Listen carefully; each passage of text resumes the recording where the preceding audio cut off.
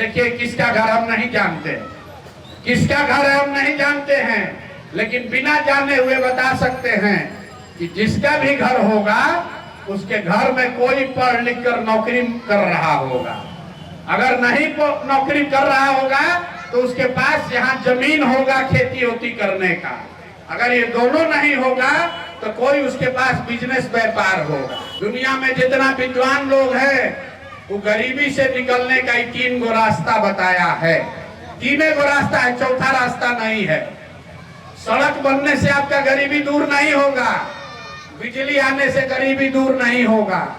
गरीबी दूर करने का 3 गो उपाय है। या तो आपके घर में कोई पढ़ लिख कर नौकरी करने लगे तो आपका गरीबी खत्म हो सकता है। अगर घर में पढ़ लिख कर नौकरी नहीं करने वाला कोई है, आपके पास सरकार अगर 1-2 बीघा जमीन दे दे खेती के लिए तो भी आपका जीवन सुधर सकता है। और दोनों नहीं है तो रोजी रोजगार करने के लिए सरकार अगर 1-2 लाख रुपया कर्जा दे दे, हर महिला पुरुष युवा यहाँ कोई ना कोई छोटा मोटा रोजी रोजगार करके अपना जीवन चला सकता है। हमारी बात पर अब विद्वान आदमी का बात नहीं देखना है।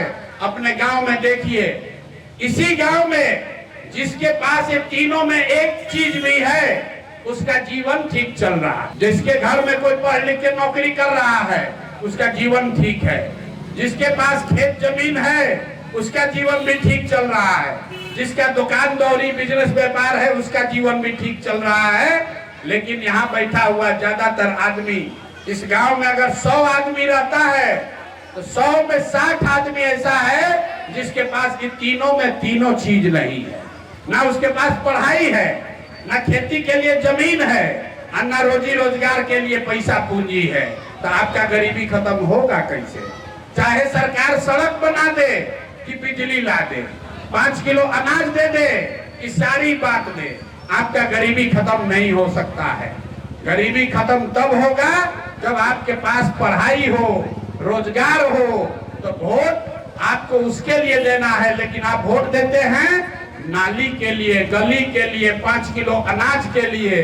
इसीलिए आपका गरीबी खत्म नहीं होता है। यही बात 3 बरस से समझा रहे हैं।